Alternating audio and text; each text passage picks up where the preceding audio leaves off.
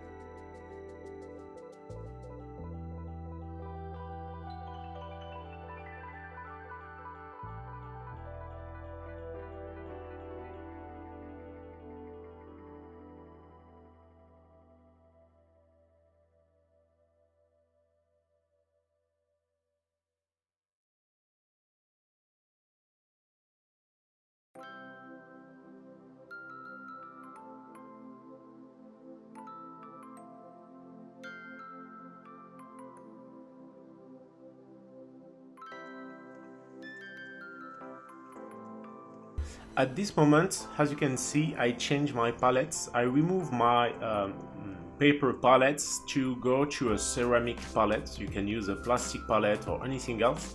It's just because the paint is going to be dry more quickly on paper palettes, and I really need to have the pure paint to try it and to be sure that's going to be the more normal effect. I try on the 10th model a different color. The runic gray is not good for me in my opinion, but the magic blue is pretty cool, pretty covering, but when you dilute with medium that works pretty well.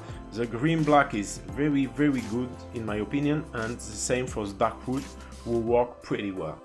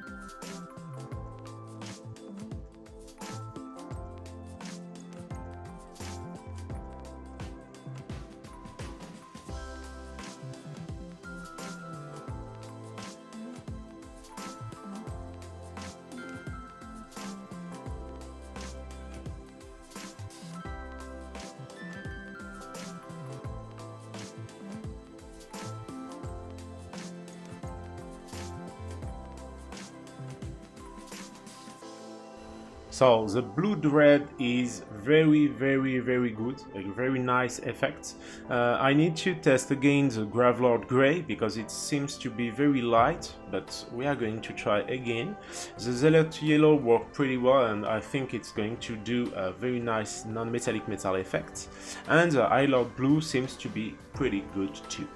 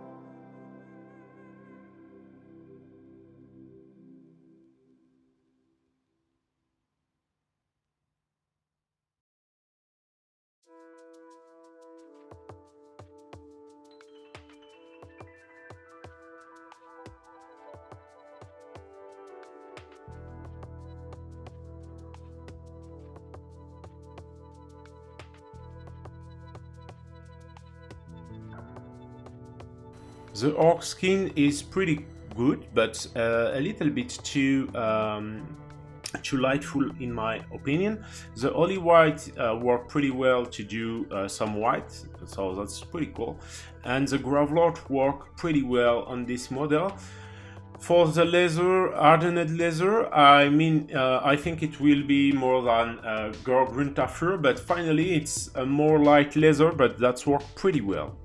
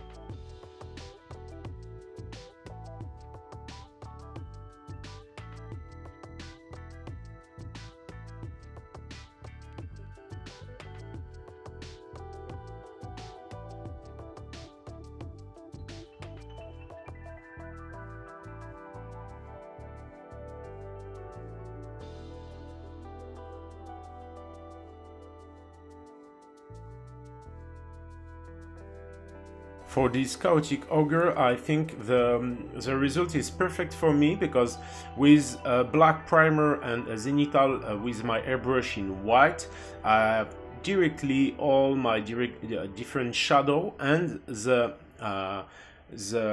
different paint is not necessarily too much covering, so we always see the different shadow I already apply. All of this color is pretty interesting, and particularly the skin and the camo green.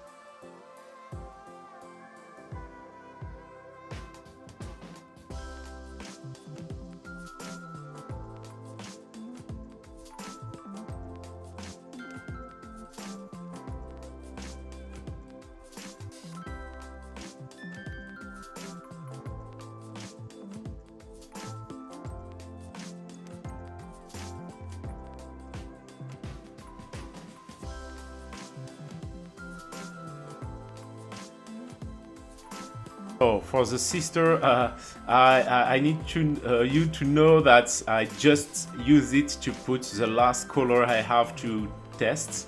But by the way, that show me that on very surface, very large surface without details, that works pretty well, and that don't do some kind of mistake like contrast paint. So that's a very good things.